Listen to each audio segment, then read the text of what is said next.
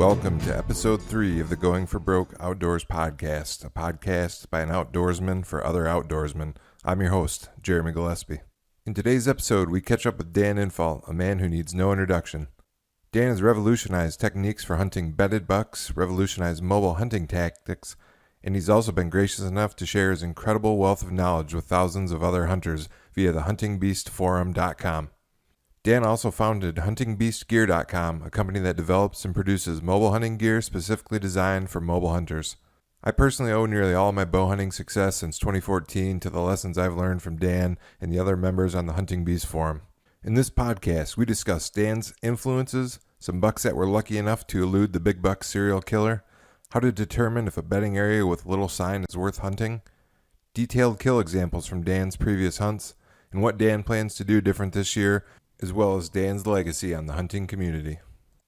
If you enjoy this podcast or the previous 2 podcasts, I'd appreciate it if you'd like the video, subscribe to my channel, or share with a friend. Today's podcast is brought to you by Stealth Outdoors, the tree stand silencing store. Stealth Outdoors manufactures a variety of tree stand silencing equipment aimed at the mobile hunter, including climbing stick wraps, cam buckle covers, platform cable wraps, and more. Head over to www.stealthoutdoors.com to check out the latest addition to the product line, Smoke Camo, a unique open pattern camo designed specifically to camouflage and conceal your tree stand at elevation. Today's podcast is also brought to you by Snark Media Agency, a digital-first agency focused on custom web design, specialized photo and video creation, and all things marketing. Visit www.snarkmediaagency to establish or expand your online presence. Web, photo, video, Snark Media Agency. All right, I'm excited to have the Wisconsin wild man, the big buck serial killer himself, Dan Infalt, on the show today. Dan, how's life been treating you in 2020? Great. How you been doing? Oh, pretty good. Excited to be out in Montana and doing a lot of new stuff and seeing a lot more bigger bucks than I'm used to seeing in Michigan, so a lot less pressure too. It's been a welcome change. You sure they're not elk? I've seen a couple of those too. Yeah, those are actually pretty spooky though. The whitetails seem to be a little calmer out here, and the mule deer are borderline tame. So Dan, we've met twice previously. I don't know if you remember. Once in Michigan, once at Wisconsin, at your scouting workshops. And I wanted to give you an unsolicited plug here, and just let everyone know Dan did not ask me to say this.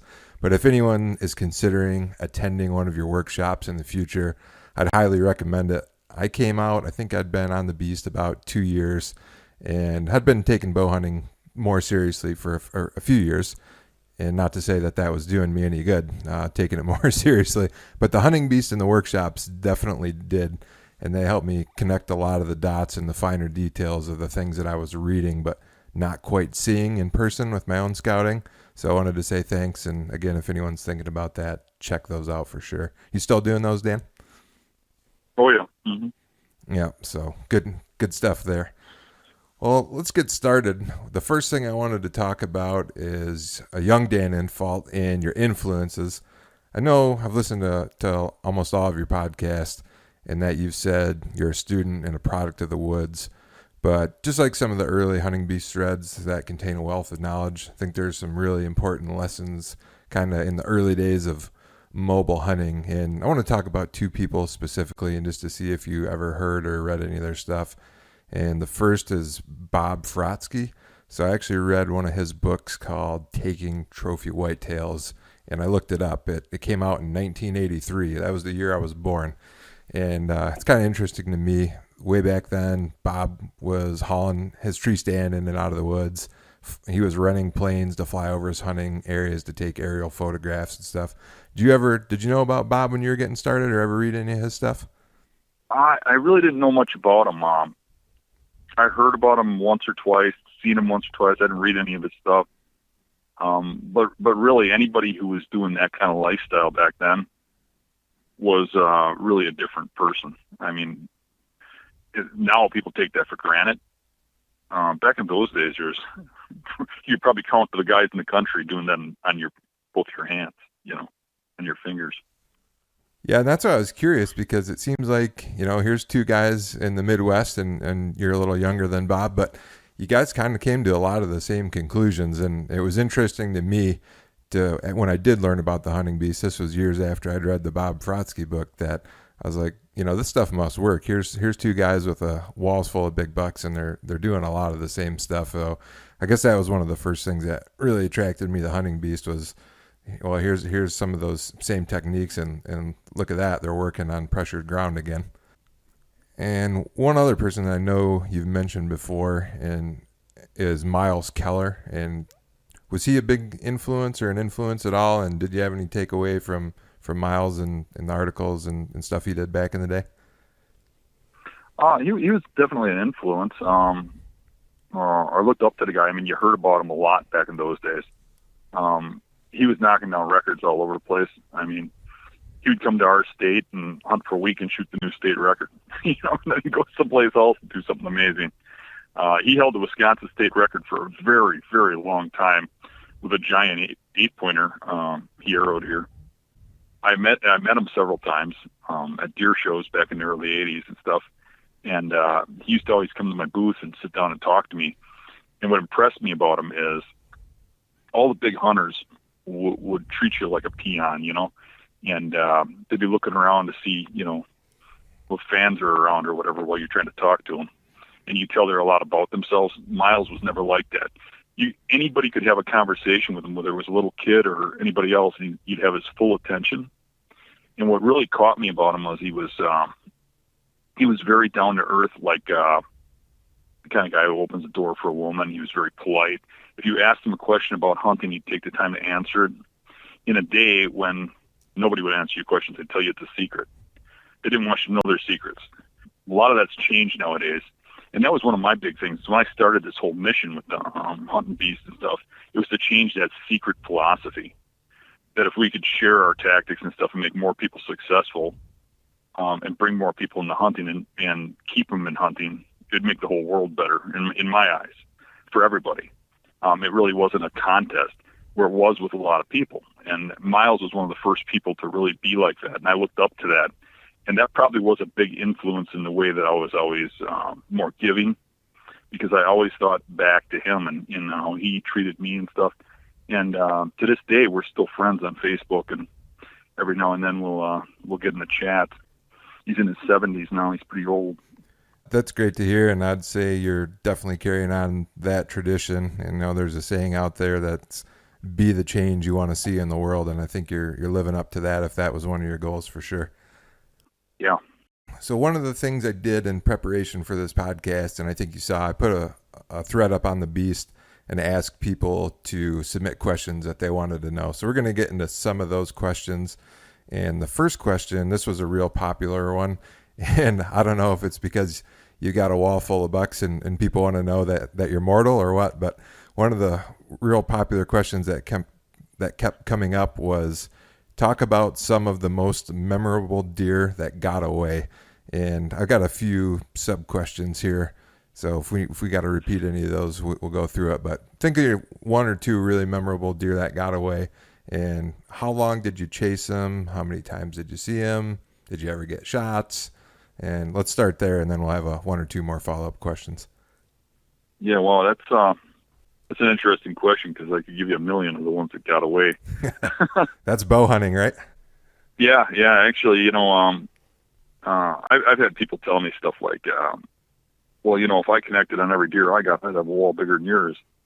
Well, if I connected on every deer I ever got, I can remember back in my heyday, I'd do about 1 out of 4 if a big buck got within range. I had a 1 in 4 chance of killing it. I remember figuring out the odds once by, documenting everything in a journal. Yep. Definitely more get away than you get. And maybe it's selective memory, but for me, it always seems like the very biggest ones are the ones that get away.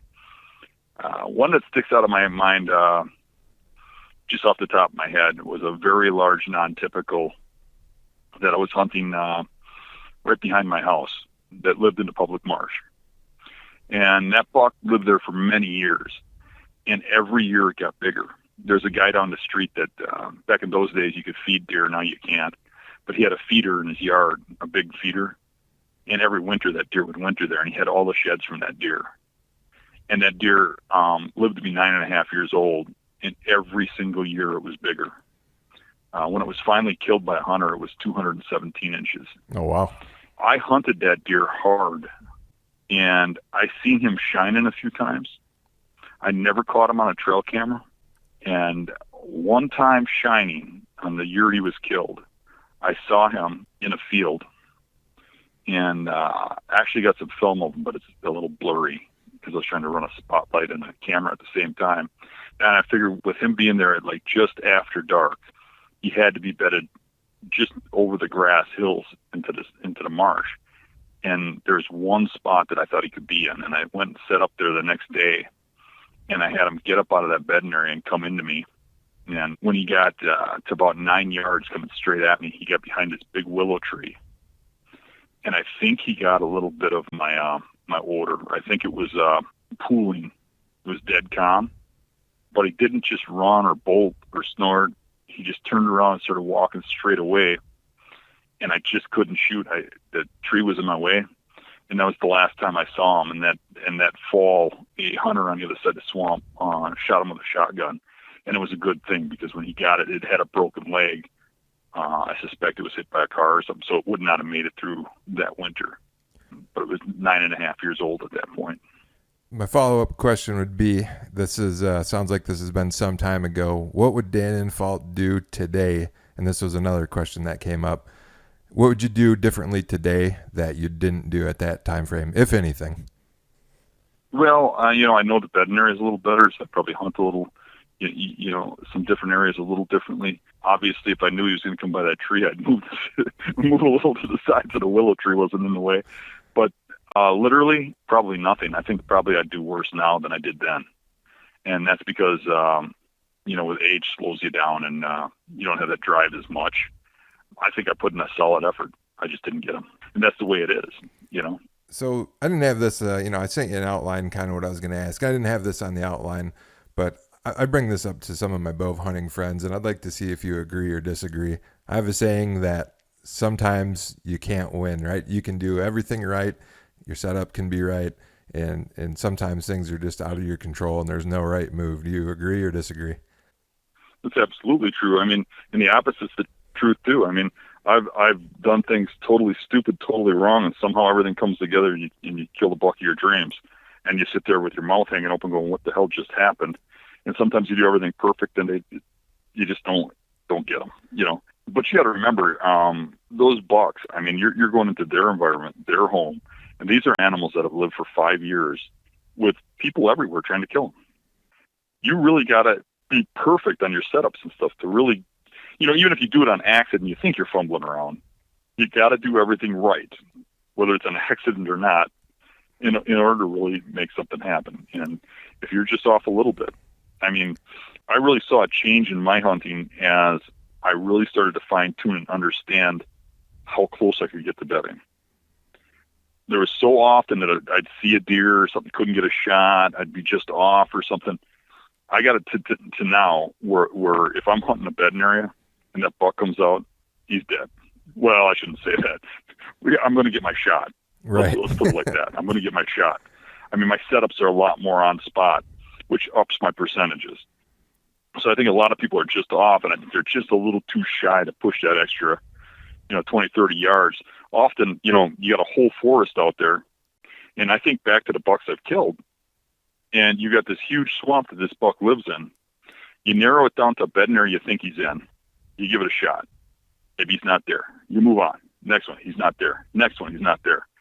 Then you finally hit the one he's in. When I kill that buck, generally he gets up and makes a movement. Often he's in a thick area with no trees, brushy.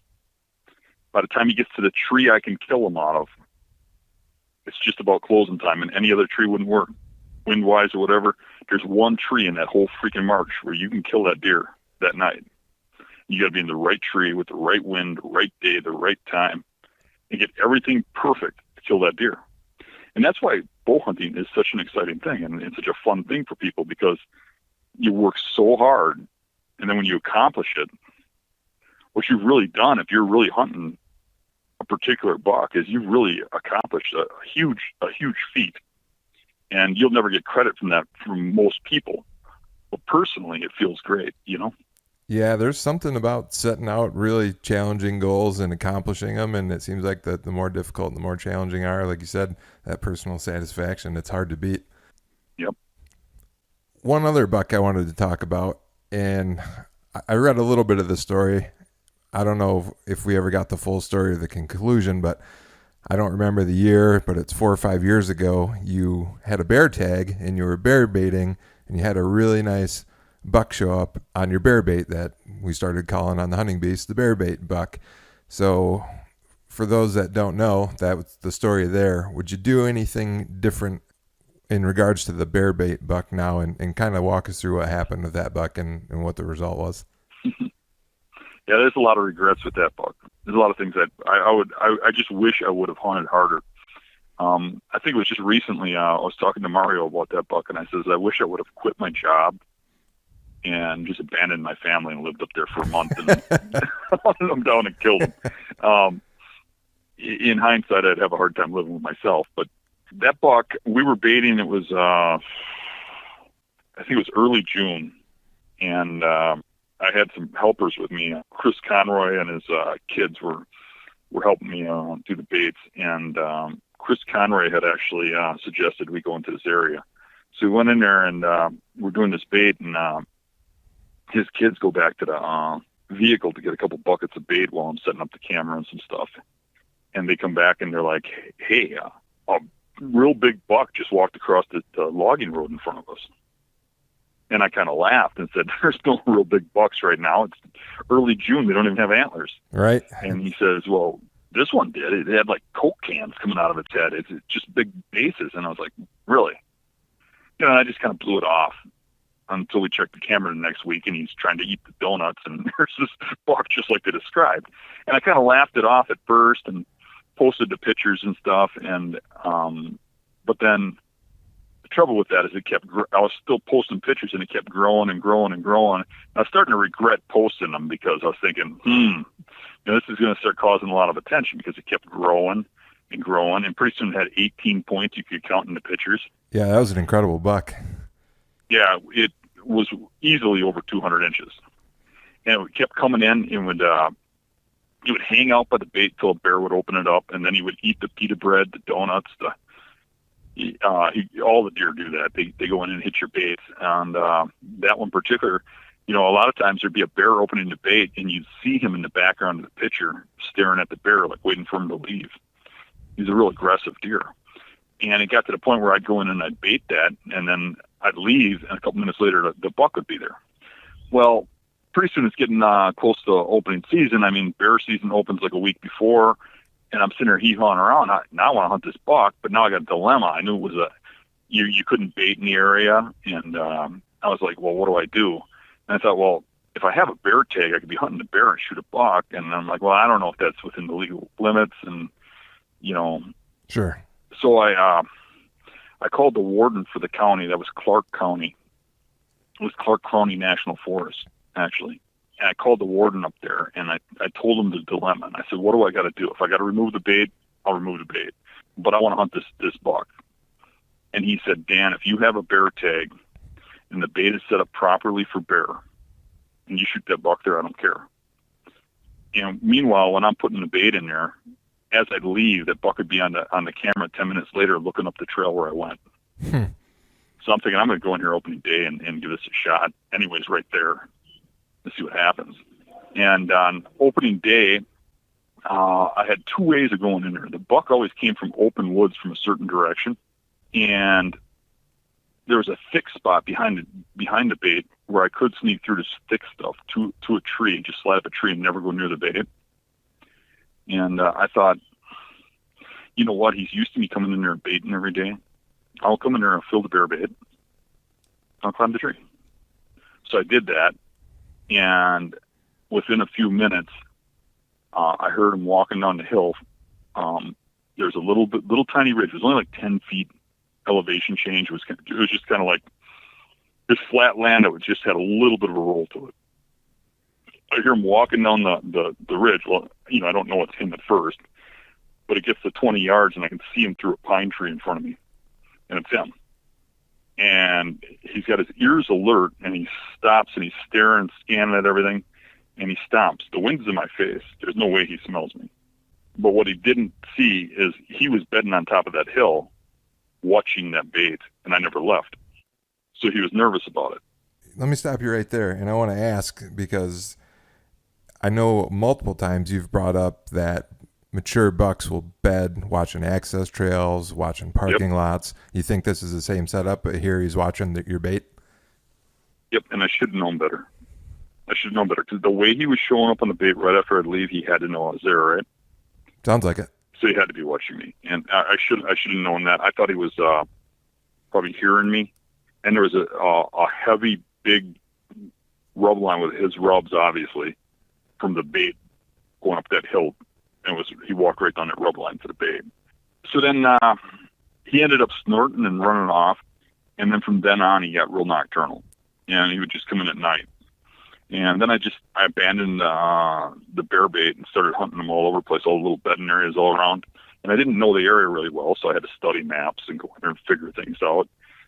And then I ran across another hunter who was hunting in there, who had a giant pile of corn with a camera over it. So I snuck around to the back side of the camera, opened it up, pulled the card out, and looked at the card, and he had a ton of pictures of that buck on it.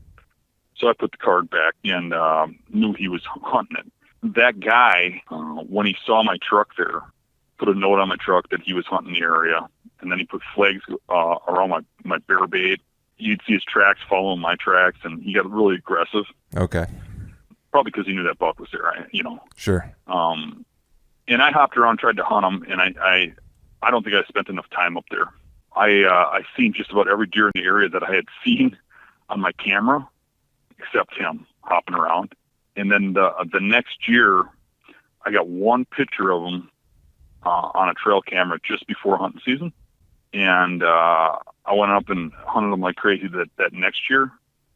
And then I heard somebody had shot a 200-inch buck in that public land. I'm sure it was him. And then he disappeared. So I hunted him for 2 seasons, but I only saw him with my eyes once. So sticking with the theme, what would you do different if you could go back? I would have hunted it harder. I would like to have spent more time up there. I think that was a very killable deer. It was a 2.5 hour, 3 hour drive from my house. I even went and hunted a couple of days after work and worked the next day. But I didn't spend enough time up there. I should have probably spent every weekend up there trying to kill that buck. Yeah, it makes it tough when you got a long drive like that. Yeah, and it's easy to say that in hindsight now. Well, no, those are some great examples. Like I said, that was a popular question that kept coming up, and people want to know, hey, one, do you ever fail? And I'm sure you do. Every bow hunter does, right? And the other thing they wanted to know is what you do different. Yeah, I probably fail more than most people, because I try more than most people. Anybody who has a lot of success fails a lot. But then again, I don't really look at it as failure. Right. It's just, it's the little stepping stones that take you to success. Yep, more opportunity equals more success. Well, let's move into talking about sign, and this is something, I don't know, I'd describe myself as a journeyman beast, right? I've been on the beast for several years now, but I'm a pretty average hunter overall, still trying to get better. And this is something that has made sense to me more in the past couple of years where it didn't make sense at all, even though I read you say it a bunch of times. And that's talking about sign. And a lot of the hunters that I look up to kill in areas with little, and I'd say quote unquote traditional deer sign. And what I mean is rut sign, right? Like rubs and scrapes. There's little sign apart from maybe tracks. There might be good big buck rut sign in the larger general area, say that section or two or section around it. But the actual kill spots that a lot of these guys are killing deer have very little rut type sign. So what is your personal experience been like with sign in your immediate kill locations? And when I say that, I mean, let's say within a 150-yard radius of your stand. So it's kind of the flip of a coin. I mean, there's some factors that lead to that lack of sign. main one being the number of big bucks you have on the property. I mean, if it's the only big buck, he doesn't have anybody to compete with. Nobody will try and bed in his area without his permission. He has no reason he has to scrape up or rub up the area. But, if in the same area, if he's bedding adjacent to does, he'll be marking up his area because of the does. But a lot of the time, I kill real big bucks in spots that have very little sign. My very biggest buck, I watched him bed in the same spot for 2 years. And I never found a scrape or a rub within 100 yards of that bedding area. And I seen a different huge buck come out of that bed. Not in the same lifespan of that buck, but never saw a rubber scrape anywhere near that bed. But there's been other spots where it's been rubbed up like crazy. Now, I look at Dave's farm as a good example. Back around 2000, there was a lot of big bucks in the area. And there's one bedding area on that farm that every time there's a big buck there, that's where he's holed up. And there were rub lines coming in and out of that bedding area that made it real obvious where that bedding area is. It's not like that anymore. It's still where the biggest bucks in that farm come from, but there's no longer big rubs coming in and out of there. Every now and then, like last year, we saw 5 big bucks on the farm, and you started seeing some rubs in there. But when it's 1 or 2, even though they're bedding there on a regular basis, you don't see the rubs and the scrapes and stuff. And the reason for that is they don't have to mark because they're not leaving a message for the other bucks. Rut type sign, as you describe it, rubs and scrapes, is just as much to intimidate bucks as it is about does.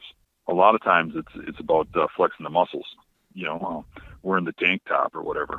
Right. They're letting the other bucks know that, hey, leave me alone. This is my area.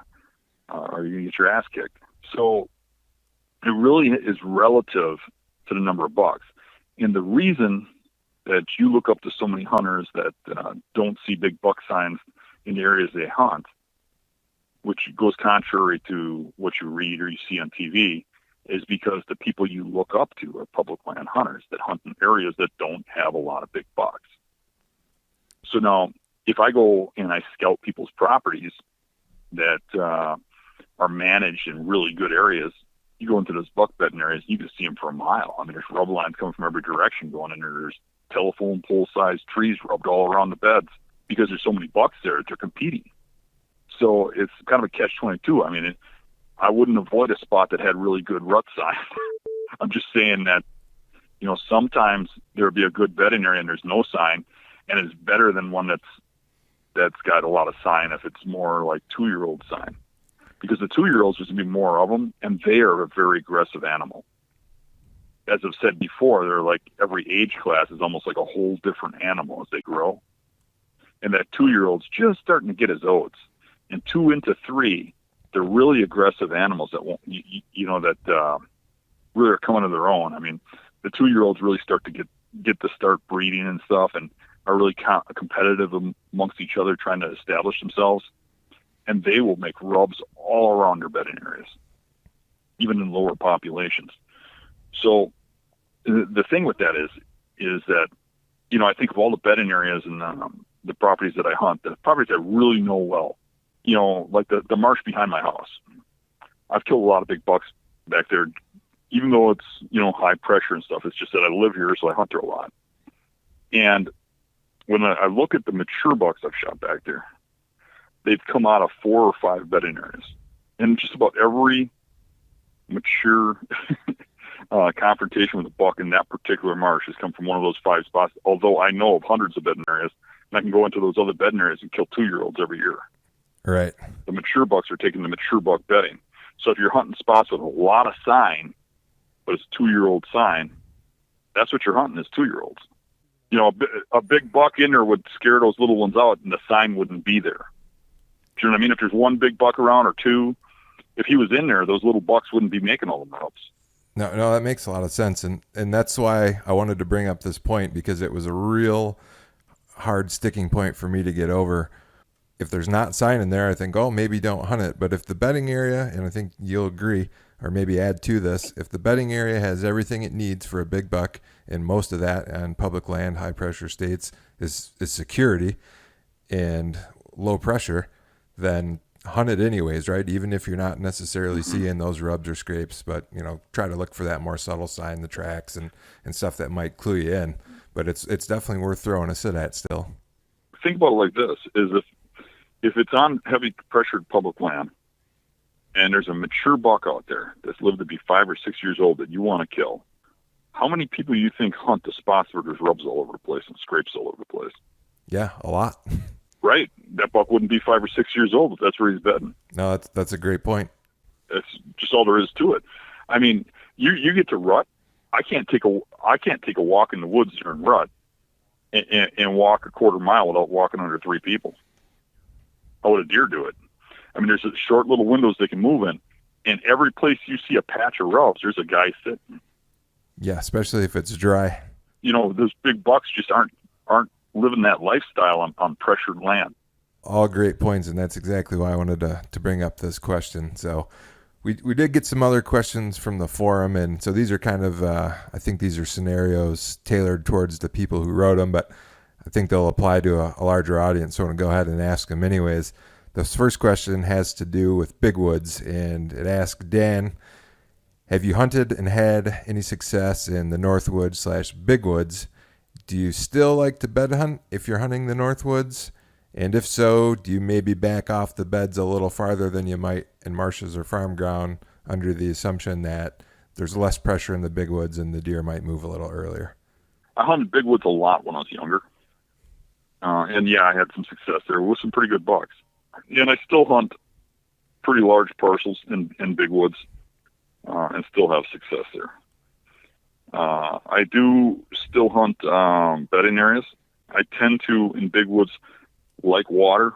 I like rivers that got, you search for low areas where, low floodable areas that get heavy grass and brush and like little dogwood channels going off into the woods where you follow the river, get real remote and really not have to walk through miles of timber. You just follow the river down into them spots.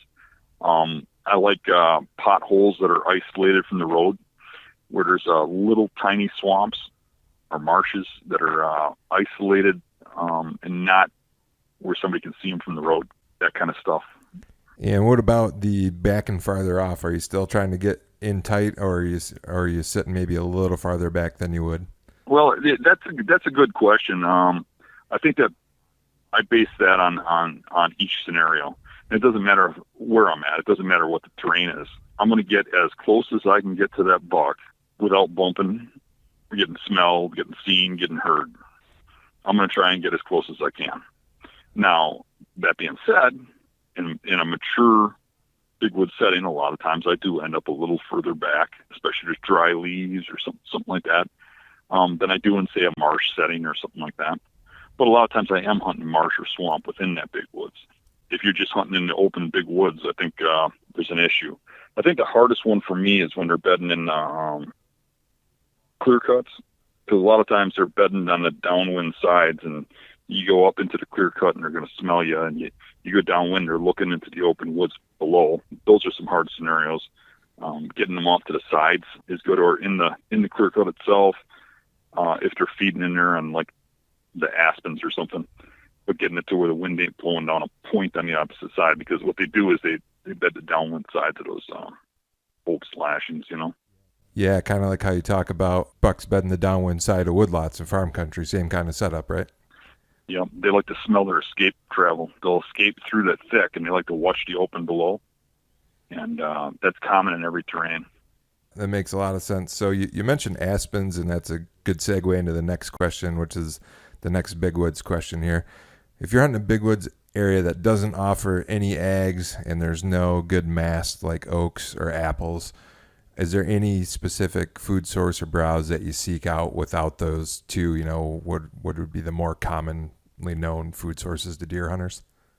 Now, usually young growth, clear cuts that are a few years old, usually offer a lot of food. They eat a lot of different plants. I mean, naming the exact plants would be hard. Sure. A lot of times you don't even know what they're eating. I mean, there's a plant that I've been watching my whole life. I still don't know what it is. I should take the time to learn it so I could spread the word. But there's this green plant that I've been watching that grows in low, wet areas in dark woods that has an orange flower. And in September, man, does that attract the bucks. But I have no idea what plant it is.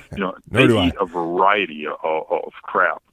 And, I've even watched them go through cattails and go down and get mushrooms and stuff out of the below them where you didn't know anything was there. Just, was it 2 years ago? I put Joe out in the marsh here on a big buck at the end of the season, and he got film of the bucks eating dry dead cattail leaves. I've never seen that in my life, but he had film of it. Wow. You never really know what they're going to eat, but what you can do is look at where the sign is. I mean, the best food is obviously going to be clear cuts if you're in forested areas. So it's going to be younger growth of trees. Someplace where there's a fire, someplace where they cut trees down and there's regrowth, any kind of regrowth, where it's young brush. Like I said before, they like young aspen. But you don't really need that. What you need is to find a sign and the bedding. And if there's no deer there, there's no food around or whatever. But just keep moving. In big woods, it's really, at least in northern Wisconsin, and nowadays, it's really imperative that a guy keeps moving. We talk about hunting where there's no sign. I probably want to find sign in the big woods because you might have one mature buck every 10 miles. Right. So if you're hunting where there's no signs, what's the chance there's a deer there? So I go a little the opposite direction in that type of terrain, and I really seek out a buck to hunt. Because there's so few bucks, you got to be hunting a buck to kill one. There was something else you asked. Big wood. Oh, the daytime movement. They do.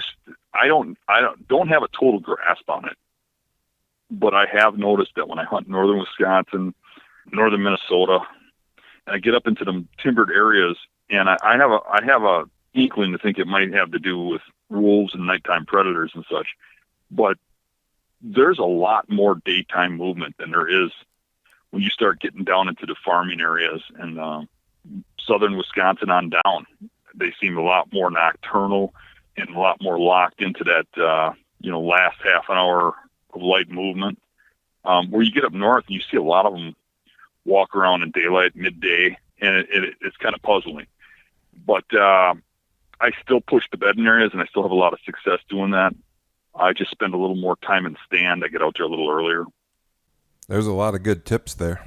I got to think just from where I'm at now compared to Michigan. So being in Montana now, it's the same thing. And I got to believe it's all related to pressure, just like northern Wisconsin, I'm assuming has a little less pressure than southern Wisconsin. The deer out here are moving a lot more, before that last half hour, the first half hour of light, just the pressure, lack of, and you see them moving a lot more. So let's move into farm country. And this is a good question, and I think this applies to a lot of guys' situations, which is why I wanted to ask this one specifically. And the question is, Dan, what is your approach to hunting farm country if there's only one entrance point to the property and you'd have to walk through an open field? And my follow-up question will be, does this change if you only have evenings or only mornings? And how would the crop that's planted in that field affect your access, beans versus corn per se? So, well, there's a couple of scenarios I can think of in my head, and the first one is, do you really have only one axis, or are you talking one road axis? Dave's farm has one side I can access on, and it's open fields. However, it's a huge difference if I get to one far edge and take the tree line in, or I go to the other far edge and take the tree line in, or if I go in straight from the farm down the farm trail. But it's still one side axis and it's only a quarter mile. But I can get around some deer by doing that, coming in a little different. So that one axis puzzles me a little bit. I mean, is it only the property on 20 yards wide that you can only have one axis? Right. Or is it, or are you talking, you got one roadside you can come in on and you're still only coming in from the farm, from the driveway.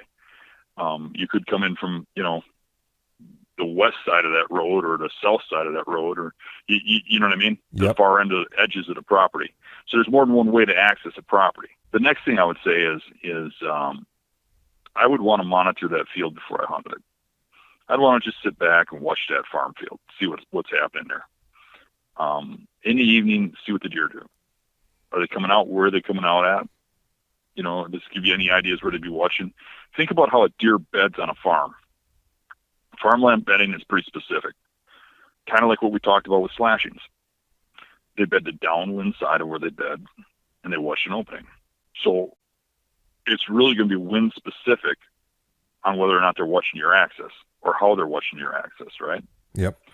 So think about if you're going into a farm where you're heading say east, south wind, where those deer are going to be bedding, watching you. You're going to be on a tree line where they're watching you. So if you got an idea where they're bedding, you can think about, well, they're watching you when you're walking in at that bedding with the wind in your face, which I think is one of the hugest problems with farm hunters.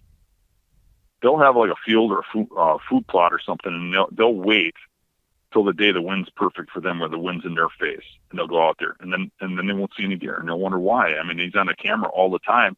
And then they finally get the right wind. I go out there, he's not there. Well, he was there, but when you go out there, because the wind is blowing in your face, he's on that edge of the woods watching the opening, because he's going to smell the woods and look at the opening, right? Right. So you'd be better off going in with the wind blowing at him from you. And that's because then he'll get up, come through that woods, and come to the food plot and eat, or the field, or wherever you're hunting.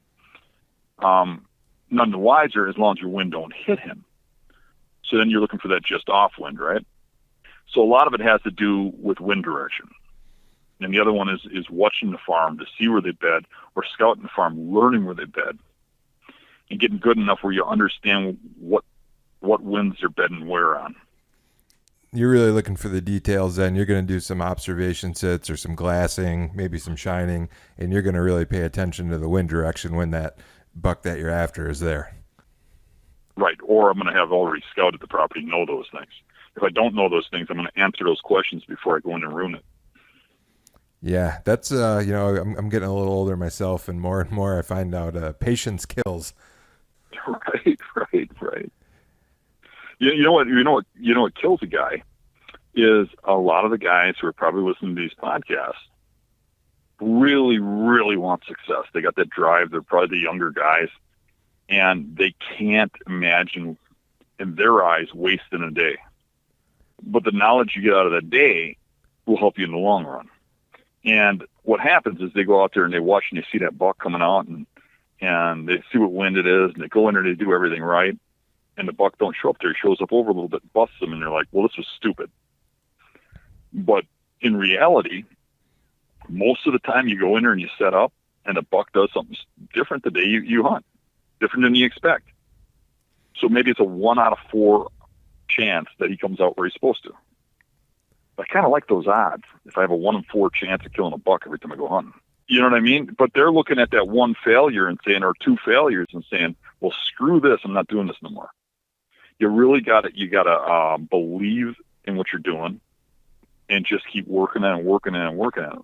Like we discussed earlier, I mean, it's a lot of failures to get a success. So you're really taking your best move to get to the perfect tree. Remember, again, I mean, there's 1 or 2 trees in that whole farm where you can kill that buck in daylight. And if you go there and it's a different tree that day, that's just odds, man. So you take your best bet by sitting back and watching. That doesn't mean it's going to work out every time. And it doesn't even mean it's going to work out most of the time. But odds-wise, it's going to work out more often than if you just go bumble through the woods and go set up on a rub line or something. You know what I mean? Spook everything out of there. I couldn't agree more. That's how I try to hunt, and how I've tried to develop my hunting style is every little edge you can get. You know, like you said, I'll take 1 in 4 over 1 in 10, or I'll take 1 in 10 over 1 in 20. That the goal is to stack more and more odds in your favor every time. A lot of the things we do might up our odds of killing a deer by 0.5% or maybe 0.25%. You might think it's what, but take that times 80 things and look at what kind of percentage I have over the other guy. Yeah, exactly. Those little details, and that's why I like listening to podcasts, and that's why I'm doing the podcast now, because it seems like every time I listen to a good one, I pick up a nugget. And I was talking to my buddy about that. I'm like, a lot of this information, especially for people of the beast, is going to be stuff that's already been covered. But it seems like every time there's a couple nuggets, it's like, I didn't realize that, or I forgot about that. And it's great to hear that stuff and give you those little edges. And that's how you get, I think, to be a consistent killer, is just accumulating those little edges over time. Right. Well, let's move into a very specific question about hill country, and this came from a well-known beast member who wishes to remain anonymous. The question is, Dan, the last 3 years I've encountered odd midday bed transitions. This has happened with 2 separate bucks in 2 different counties. These 2 bucks have a similar habit. They both are completely relocating beds during the late morning hours. Cameras show relocation times between 10 and 11 a.m. Both bucks are both bedding in secure wind-based beds not far from food, and both bucks appear to also be moving hundreds of yards away from the pre-dawn bedding location on days with no apparent shift in the wind direction or obvious predator or human intrusion. I'm baffled by it. Dan, what's your take? Yeah, that's interesting. I think most bucks make midday shifts. I think a lot of it has to do with thermals, not wind direction. But that far of a distance is odd. It might have to do with what you have there for bedding. Regardless, you get a sign that he's doing that, and that's something you can kill him on, and I'd make the move to kill him. I mean, it's pretty often you see deer do stuff that makes you scratch your head. I can guarantee you that a mature buck ain't doing anything half-assed. There's a reason. We just probably don't know the reason. I think it's probably because of the thermal wind change midday. When it gets hot out, something's changing the thermals, and it's probably rendering that bedding area useless for the day, and he's moving over to the other one.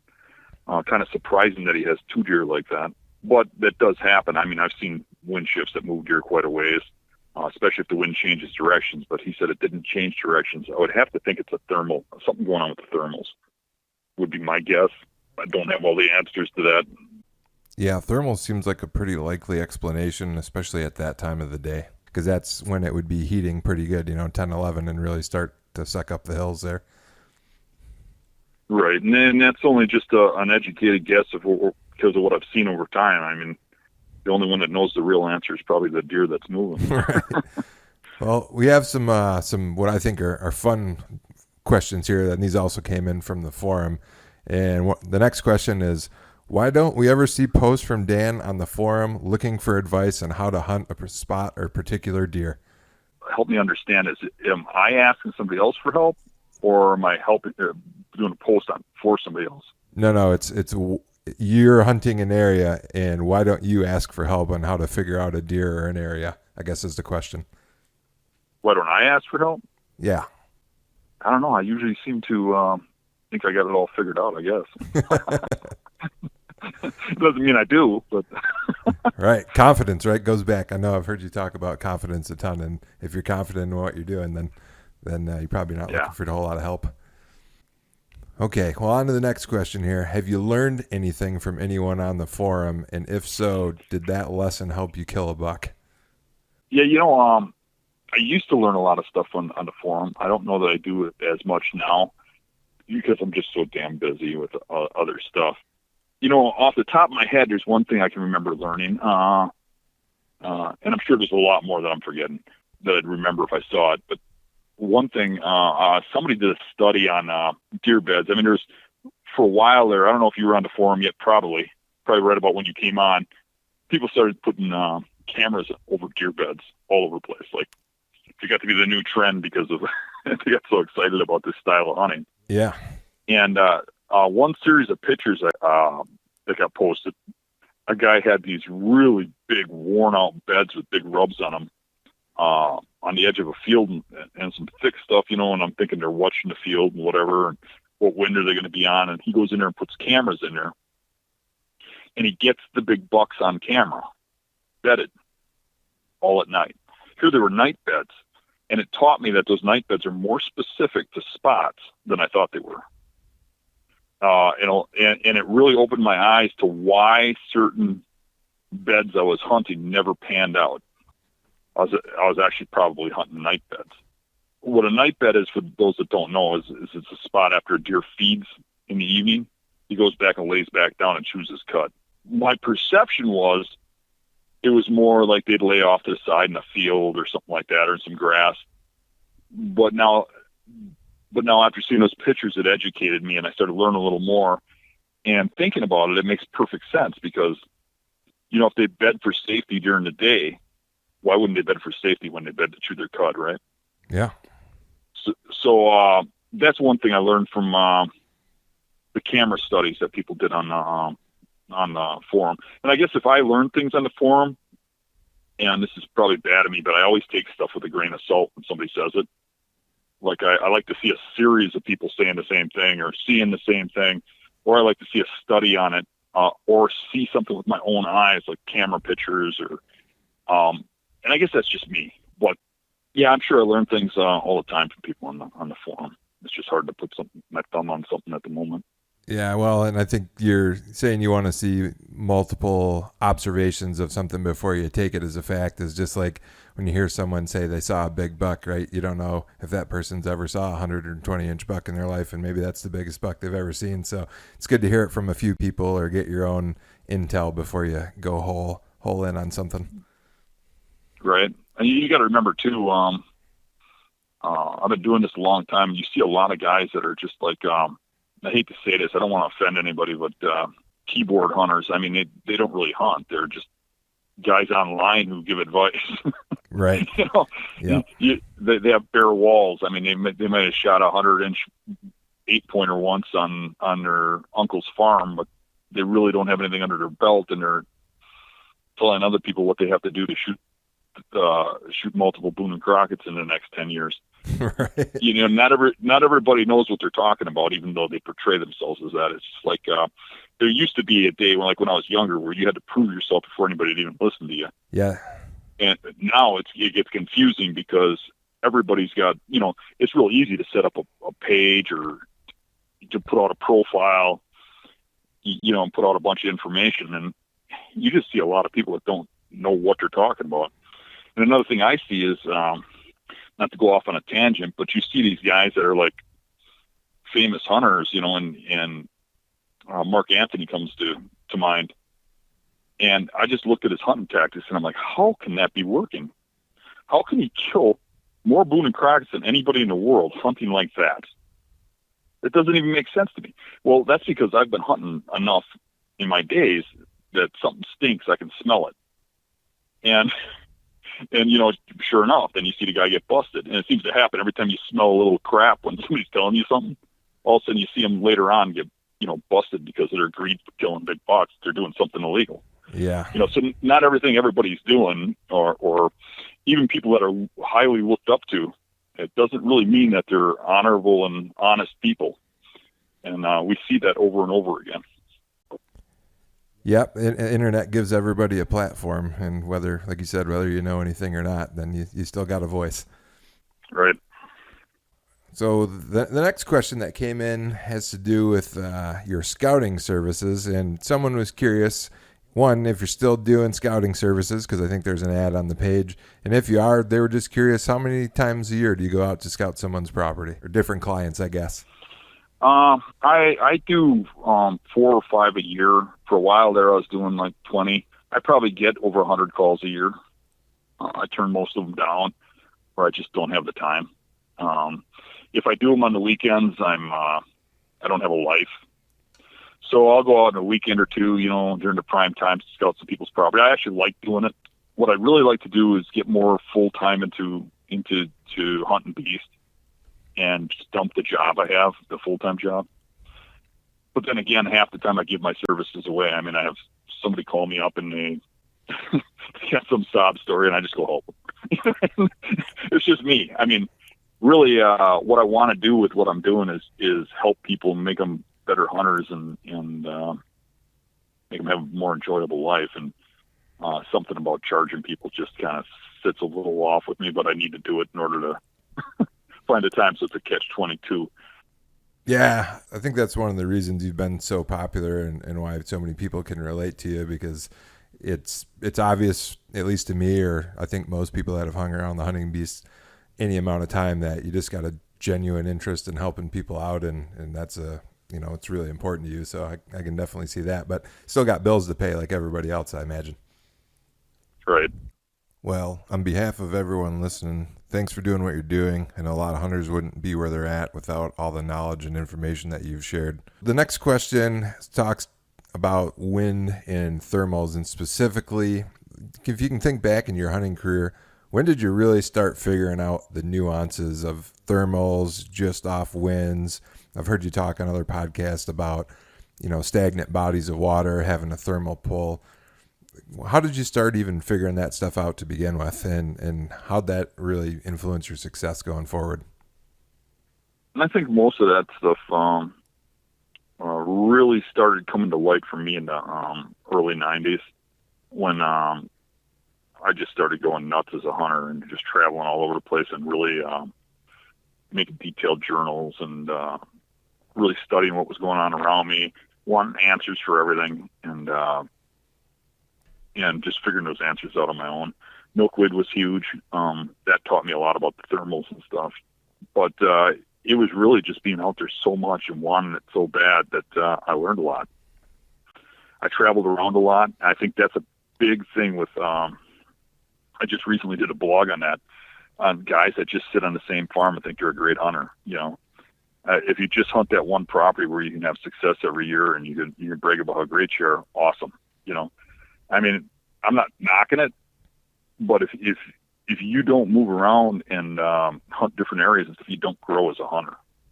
You don't become better.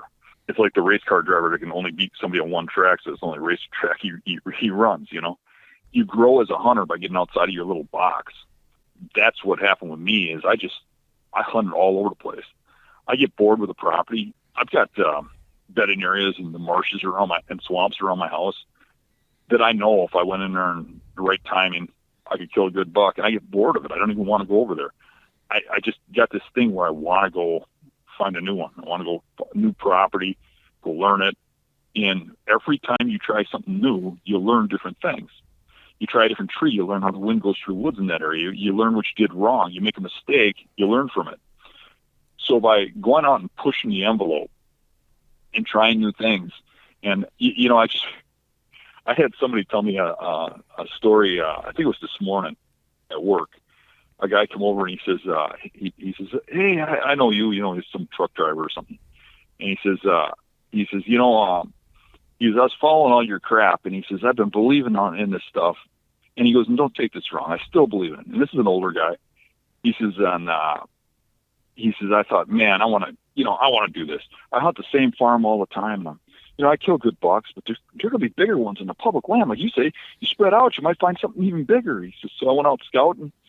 He says, "I got out in the swamp, and I couldn't even get out of it. I was so tangled up in there, I just wanted to die." And I thought, this is what beast-style hunting is? He goes, "You sure don't portray that right." I mean, I had to laugh because he's right. I mean, we talk about the fun times, the good times, but I've been out there so where you feel like that, And it's true though. By putting yourself out there, you get a better perspective of what hunting's about, and it's about trying new properties and testing your abilities and testing your skills is what grows you. It's what makes you a better person, a better hunter, and just a more rounded outdoorsman. That's what taught me all that stuff. I couldn't agree more too, and you really have to love the process and the journey, and not just the success or the result, or you're not going to last. I mean, I'm sure you've seen it. I pay attention. There's been a lot of guys come and go even since I've joined the hunting beast, and you can tell sometimes like, oh, there's a guy. This guy's going to be around for a long time, and he is. Right.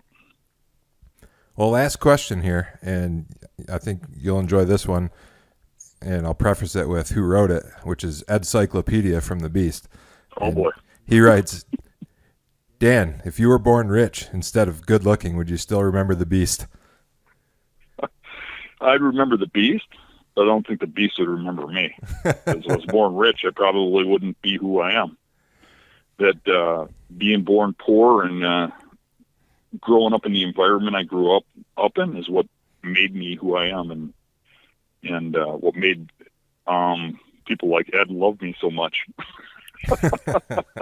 He's always good for a laugh, that's for sure. Yeah. All right. In this next segment, I'm going to read a word, and I want to do like a word association. So when I say the word, I want you to say what's the most important thing a hunter should focus on in either one word or one sentence. So here we go. Spring. Scouting. Summer. You're going to get the same answer for just about every one of these. That's okay. Scouting. Fall. Scouting. Winter. Scouting. Early season. Scouting. Rut. Scouting. And then late season. Scouting and food. Okay, so it's scouting and food. So I didn't have this on the outline, but obviously that's important, and you mentioned it during hunting season, fall scouting. So this wasn't on the outline, but talk about in-season scouting, because I think, at least from what I've read and some of the responses and questions I see on the Hunting Beast, a lot of guys are still apprehensive to get out there and do what I would consider some aggressive in-season scouting. Talk about how you do that and how important that is to, your success. There's two kinds of in-season scouting. The first one's boring, and I'll just do it real quick. And that's if you kill your buck and you're tagged out, that is the best time to scout. Because now you can go learn those bedding areas in season, in real time, when you're going to hunt it the next year, instead of after season, right? So you don't have to worry about spooking deer because you're going to be done hunting. And let me stop you right there real quick. If you're tagged out and you're doing this in-season scouting, are you ever purposely trying to jump bucks? Like, are you walking slow, trying to jump bucks out of bedding to find out exactly where they're at? Sure, I'll try sneaking in there and getting an eyeball on them if I can. Most of the time they're set up so well they're out of there before you get in there. But occasionally you get an eyeball on them. All right, so that was the boring scouting. What's the more exciting scouting in season? The more exciting scouting in season, and what your listeners probably want to hear about, is seeking out, finding sign, and hunting it fresh. There's several ways you can do that. I mean, you can spot check a property. Go in there and just see if there's sign. Walk the oak flats, see if there's rubs, see how big they are. I'll walk the field edges, see if there's some big tracks, and then start moving into, bedding areas from there. I mean, you can do that in the middle of the day. You can, stop on your way home from work and walk a field edge. You do all kinds of stuff. But people tend to not do that during season. Another thing I do is I never go from parking lot to hunting spot taking the trail everybody else takes. I plan a route. And I walk a transition line. I try to, see if there's any good sign coming out or going in. If I hit hot sign, big rub still bleeding or something, on a trail coming in and out of what looks to be bedding, my plans just change. I mean, there's a good chance I don't make it to the tree I was planning on going to. But I usually do have a plan, or I get to the tree I want to be at, and I don't like what I see. And that happens too. I just keep going. I got a plan B. There's someplace else I go to. But I do a lot of scouting, in season, out of season, all the time. And I have found a direct correlation with how successful I am based on how much I scout. The less I scout in season, the less action I have. Yeah, and that's one of my big takeaways. I want to go back to what you said earlier about hunting new terrains and challenging yourself. So I've had a little more success, definitely since joining the Beast, and particularly the last few years. And I've hunted out of state a lot more the last couple of years.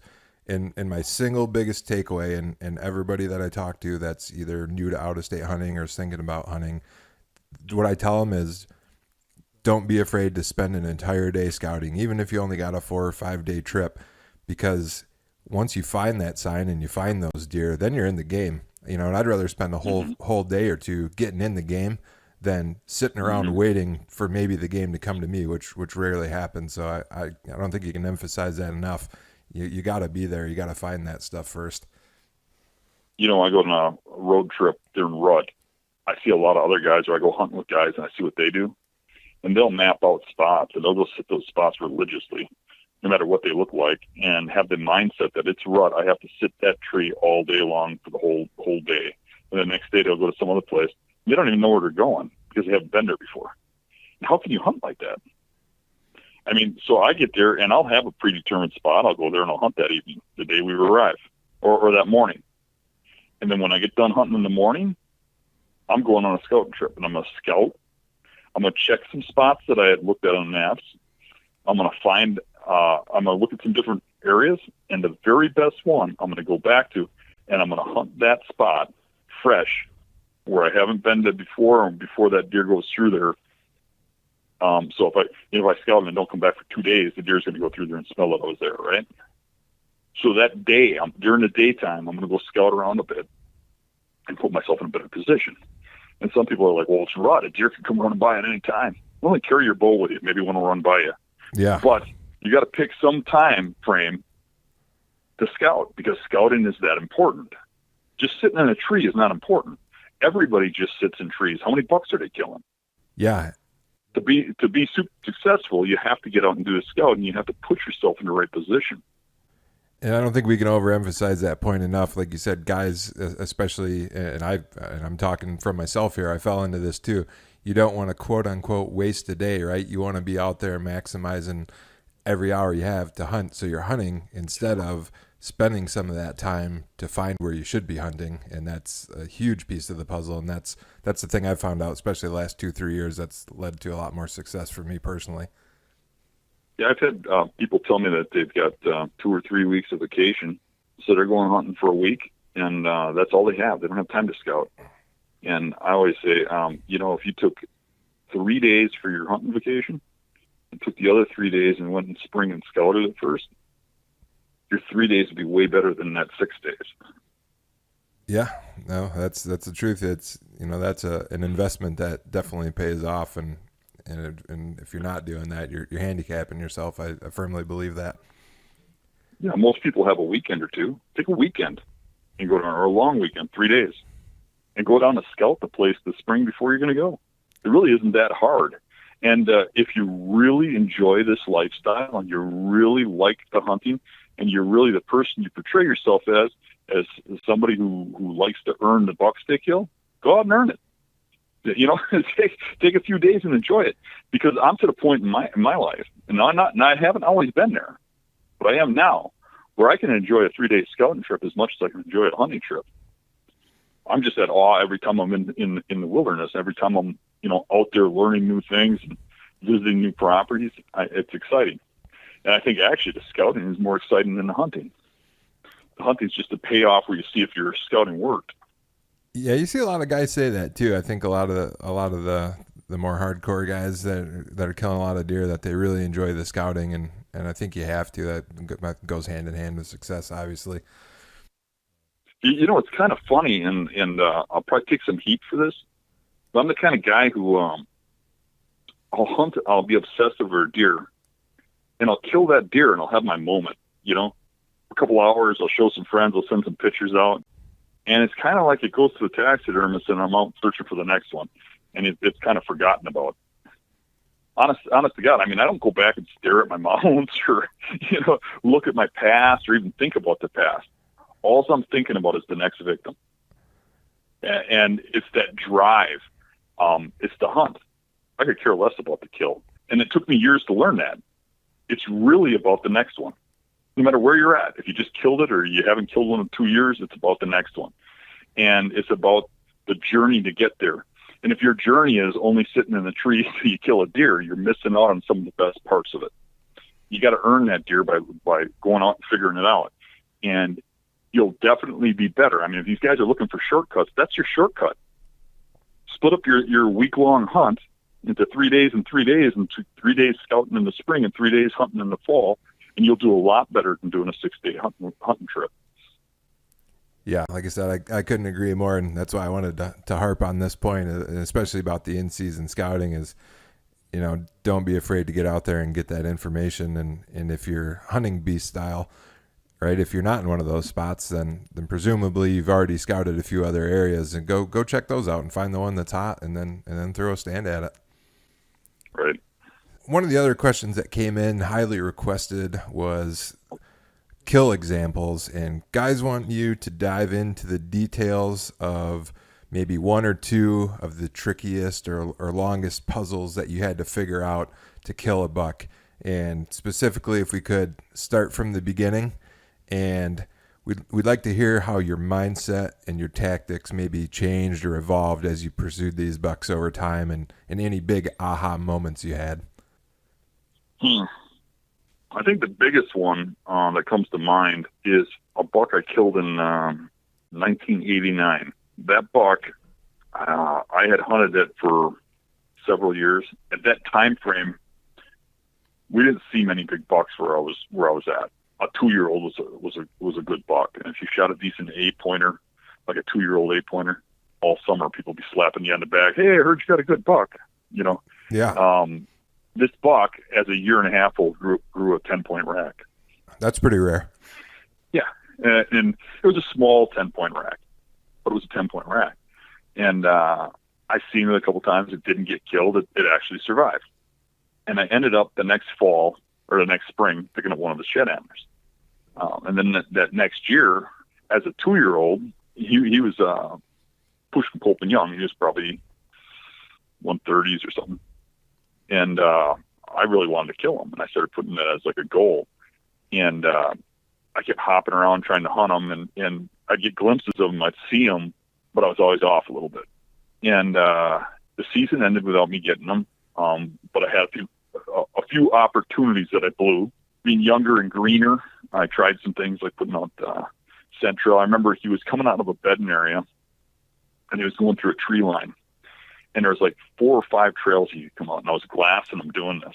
And I was like, he goes out and he gets to a point where when he finally goes to a spot where you can kill him in this little tree line, he splits up in these trails, and it seems random which trail he's down. So I thought, well, it seems like he goes like the furthest one down the most. So I thought, if I'm going to go in there and blow this, I'm going to, try something. So I tried making like a scent drag, It's probably like the last time I ever did a scent, anything with scent. It was in 1989, but I took this like rag or something, and I soaked it with scent, and I walked from this field, across all those trails to the tree that I wanted to hunt. I figured, well, okay, if he comes on one of those other trails, let's see if he follows the scent trail, right? So lo and behold, out comes that buck, and he walks down one of the other trails, and he hits that scent drag and follows it back to where I came from. The other way. I remember that. Oh, tracked it the wrong ways, huh? Yeah. But I picked up a shed off of him that year too, after not getting him. But I went on a mission. I wanted to kill that buck then. I thought, what do I got to do? So I started, really concentrating on the bedding areas, and that was the deer that kind of really put me in that mindset more so. Now, I had noticed that you see deer come out of a wood lot, you move closer, you're more likely to kill them in daylight. So I knew enough you needed to be close to bedding. But I started thinking, well, I need to learn the bedding more. I started looking a little more at the spring scouting, started learning all the bedding areas and stuff a little more. And that particular year, that buck grew probably a mid-140s 10-point rack, which was a huge deer in those days. That's a huge deer in these days to me. Right. I really wanted to kill him. I thought that was going to be my year. And generally, I'd find out about a buck and just go out and kill it. So it was a little bit more of a humbling experience that this thing was beating me. At the same time, I always brought home deer for the family to eat. And my dad was like, well, you're not shooting deer. What's going on? Well, I want to kill this buck. And he would be kind of pissy about it. And he'd be like, I'd come home, he'd be like, oh, you having antler soup again? In other words, we could eat my dreams or whatever, So I ended up, had that buck come out of a bedding area and come past me at 40 yards. And I winged it and actually hit it in the ass and didn't recover it. Searched, couldn't find it. I was worried. Now, is this the second year or the third year that you'd hunted this deer? This is the third year hunting. Okay. So then I've seen him a few times that year. I got real close. One time I heard a big fight. So this would have been 1988, going down in this valley. It was right behind my house. So I ran in and I got my antlers, and I ran up this tree line, got up above them, and got up in this tree and beat some antlers back at them. The fight stopped, and I heard marching coming towards me, and I couldn't see through the tree line. And then all of a sudden that buck came out right underneath me, looked up at me, saw me, and ran. And didn't get a chance again. Didn't get a shot. And I had a shot and didn't take it. I waited for him to get into the open field. I remember regretting that so much. I had a decent shot and thought, no, I'm going to wait till he gets in the field. I have a clean shot at 10 yards. But I had a 10-yard shot through brush where I had a hole the size of a basketball I should have took. Right. But didn't expect him to look up. I mean, it's one of those things of growing. I mean, those little things are important too, because that's what makes you learn. First ethical shot you take. You have that happen once or twice or 3 times, and all of a sudden you start to realize something. And if you know a guy that's had that happen 15 times, well, he's an idiot. Yeah. You have to learn and you have to adapt. You know what I mean? Yeah. It's not necessarily that you're forcing bad shots, but sometimes you get a shot that will kill. That's not a textbook perfect shot, broadside. Right. You don't want to force shots, but if you have a good shot, you need to take it. Yeah. Big bucks do not hang around and make mistakes. They're going to pick up on you if they get close. They're not like having a doe around you or a forkhorn. So I ended up not getting the buck after several close calls, seeing him a lot. And now I was like a madman. I was going to kill that thing for sure the next year. And I scoured every inch of that woods, found both of his sheds when he had that 140 class rack. And I wanted to learn every single bedding area. I got that in my mindset after seeing how he came out of bedding, and that was my best opportunities. And I went in and looked at him really close and learned them. And I learned about 30, 40 different bedding areas, really inside out. And I played with that thing the next year with the bow quite a bit. And it was a huge buck this year. That was an 89. Now he's got this huge rack. And I was thinking he grew 12 points. He was still a 10-pointer, but his brow tines were they're 11 and 9.5 or 9 3/4. Oh wow! So they're like 2 10-inch brow tines. So when they went up so high, it looked like 2 more points on the rack. I thought he had a 12-point rack, which is his brow tines the year before were only 3 inches, 3 or 4. Yeah, it's crazy to see such a jump there. Yeah. So now he has about a 170-inch buck, and I really wanted him. And I hopped around with the bow, and I was seeing him. But it was a lot harder than the year before.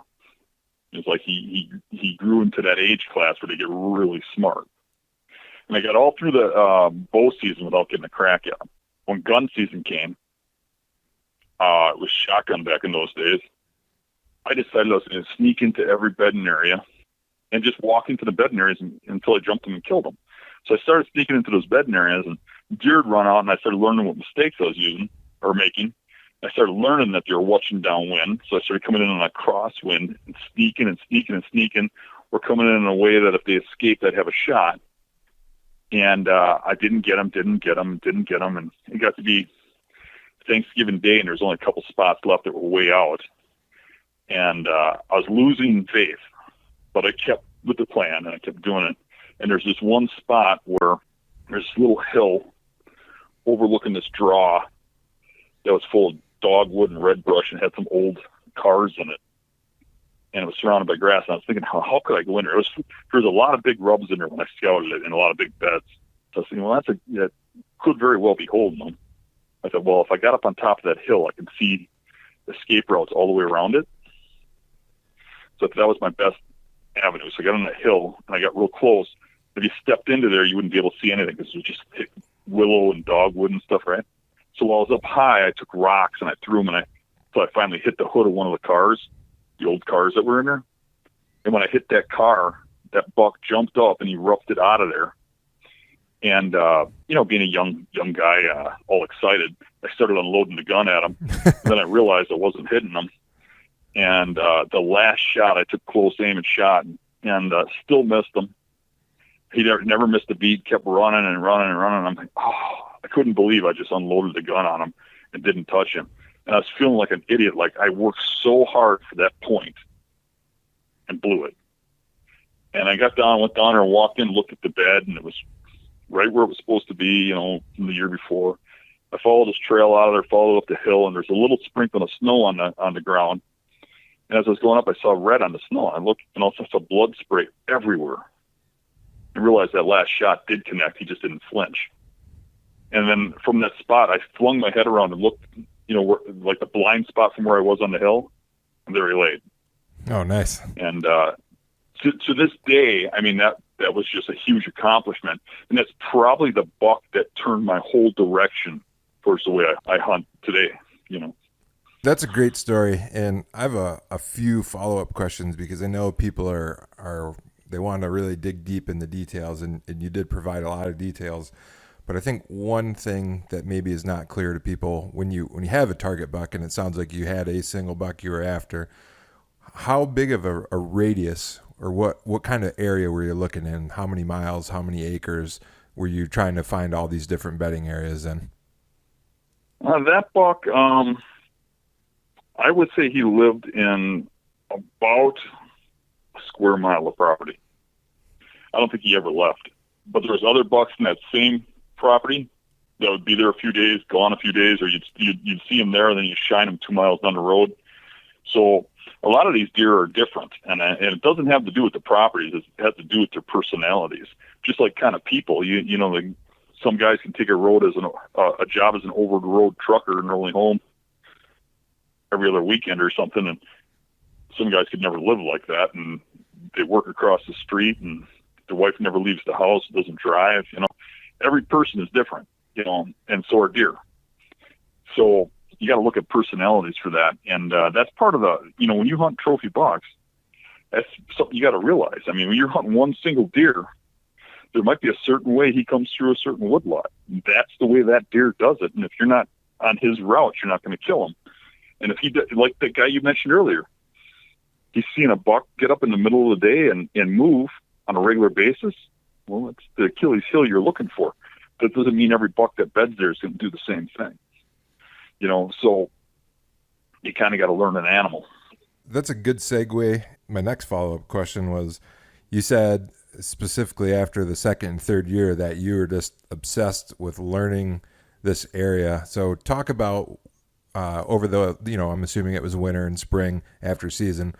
What were you doing? Because it sounds like this is the time frame when you're really getting into investigating beds. And I think that'll translate really well to a lot of people that are, 1, 2, 3 years in on the beast. Talk about that evolution a little bit. What did you first start seeing, and how did you start putting those pieces together and figuring out, hey, this is the ticket here?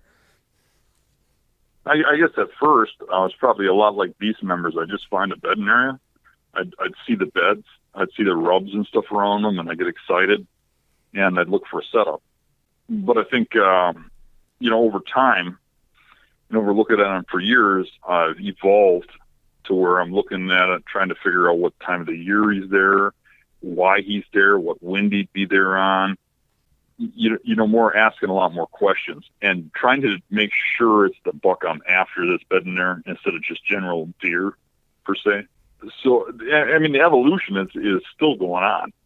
I mean, it was only probably, maybe 5, 6 years ago, maybe 7 years ago that I discovered really what's going on with rut beds, and how bucks bed with rut.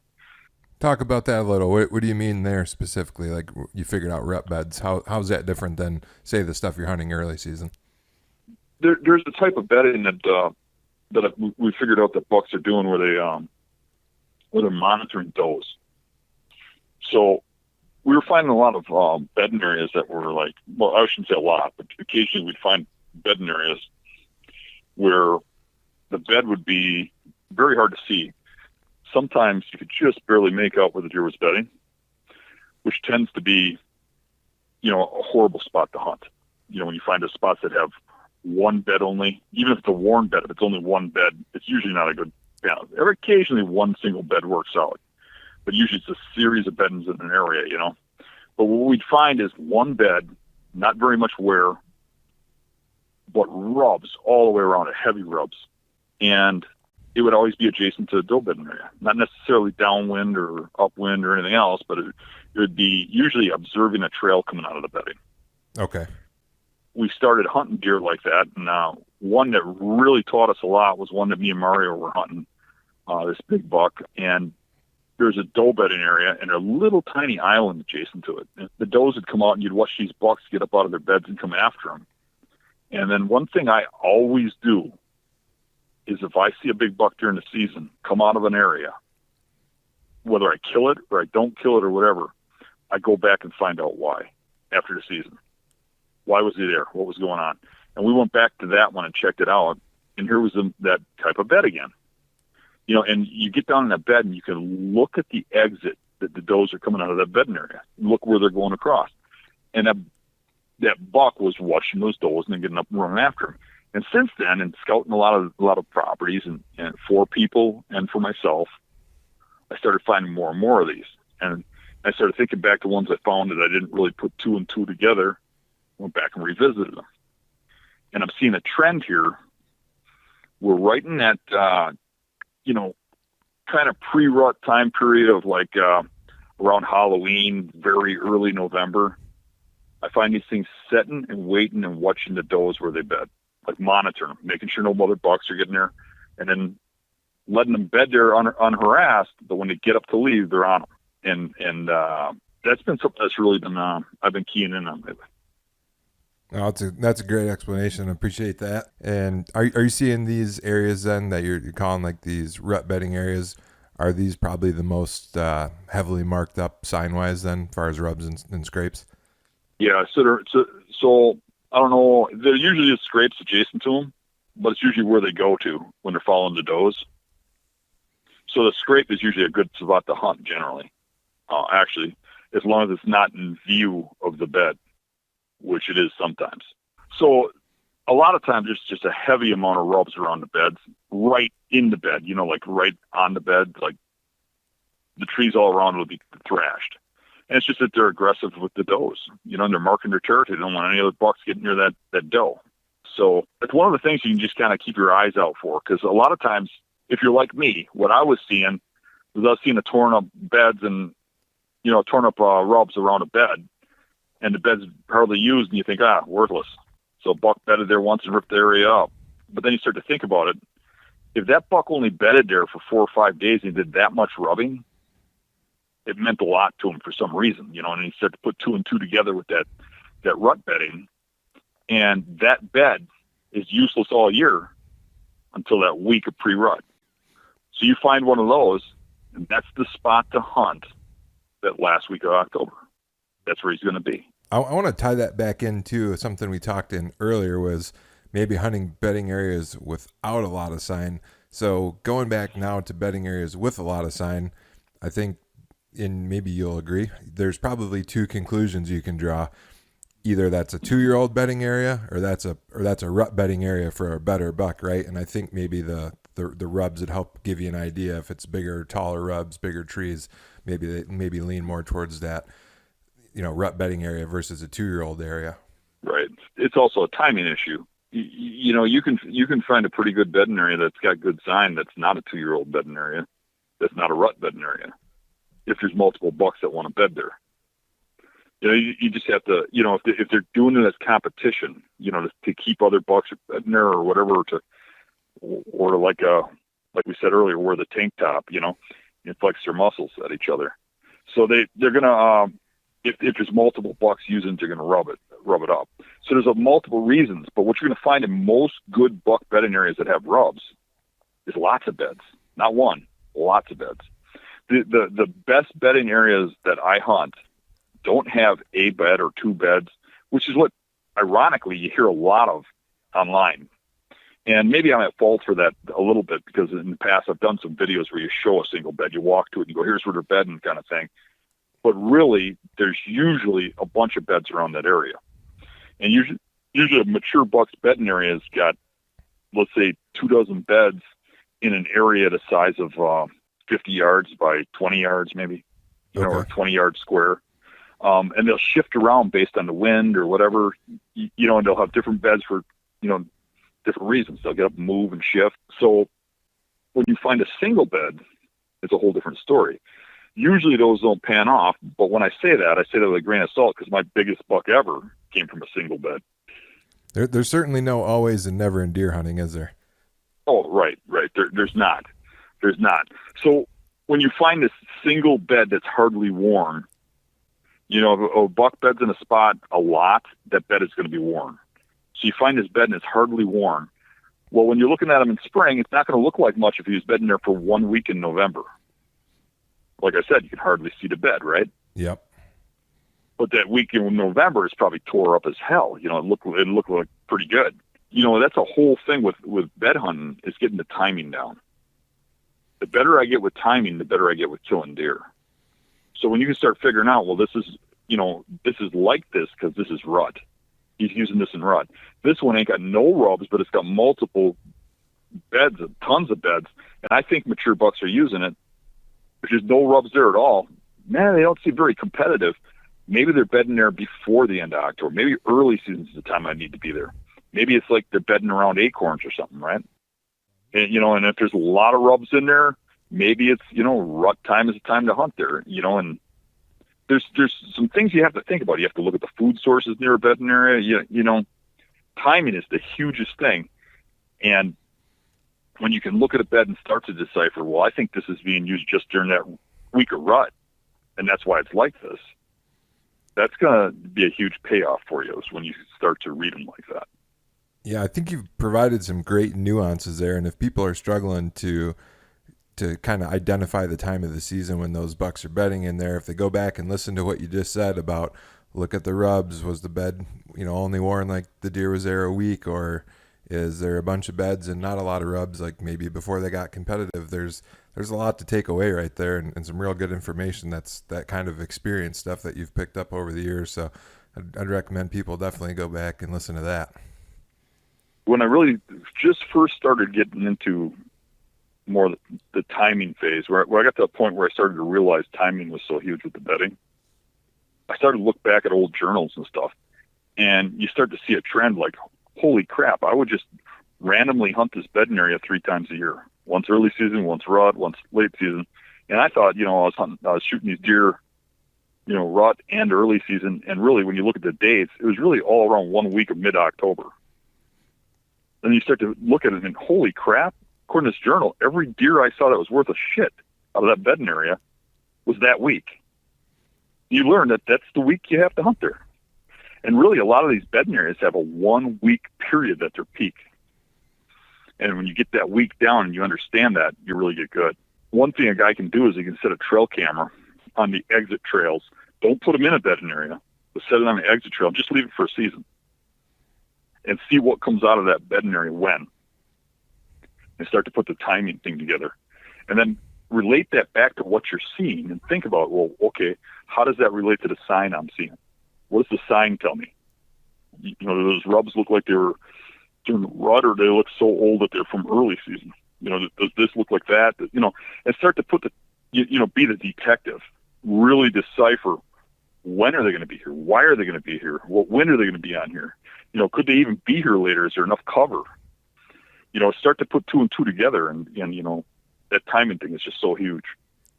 Yeah, I want to tie that back into something you said earlier, which was take 3 days to scout. And if you take 3 days to scout, that's just, to me, that's just like leaving a trail camera on an exit of a bedding area soaking all season. You're making an investment that's going to pay off the rest of your deer hunting career, but you're giving up a little this year. That's a great way to put it. Invest now, because if you're serious about deer hunting, which I think pretty much everybody on the Hunting Beast is, it's not like you're just hunting this year or next year. You're going to probably be doing it as long as you can. So the sooner you make those investments, the sooner you can start reaping those rewards. Yeah. One other thing, actually, it's kind of a segue. We talked about timing and how you're, really capitalizing on timing. That's going to lead in. I want to talk about what you're doing this year. And this was a Hunting Beast question. This person writes, last season was a tough one for Dan, where he had some opportunities at really nice bucks. What will he do this season to ensure he capitalizes on the opportunities that he has? I'd like to tell you last year doesn't matter. I'm only worried about the future. But I'd be lying, because there's a little part of me that has a little ego that says, oh, yeah, you can't do that to me. You know what I mean? And I want to go out and kill one. Right. And right now I'm struggling with going out and just shooting a nice buck and then moving on and hunting some other states and stuff and just having fun. and holding out for one of the giants that I'm onto. I'm struggling between the two things. I don't know what I'm going to do yet. I'll probably know better when the deer's standing underneath me. Right. And that might sound like I'm making excuses already, but it's just really just me. And I'll be okay with whatever I do. It's just the way I am. But I do have some really big bucks that I'm onto. One or two in particular that I've been hunting for a few years straight that I would really like to get, but I also know that my odds are really stacked against me because of where they live. But one of them I've been watching already. He's a really nice buck. I haven't got a close-up look at him this year, but I've seen him several times shining, just checking on him, but he's still there. I've been hunting him for 3 years. He looked like he was mature 3 years ago when I ran into him. So it's a really good deer then. Yeah, I don't know how old he is. I got dozens of trail camera pictures of him last year, and he gave me fits. I walked up on him a couple times, kicked him out of his bed. He's a 12 frame. I'm hoping he still has that this year. He might be going downhill. But that deer I'd really like to kill. I think I figured out a couple puzzles, pieces to the puzzle in spring, but they're not big pieces. The thing is living where it's almost impossible to kill him. Just in solid water and cattails and muck. I mean, there's hardly any trees. So I'm really struggling at how to kill him, but I've got some plans, some ideas, and I'm going to give it a solid Infalt effort.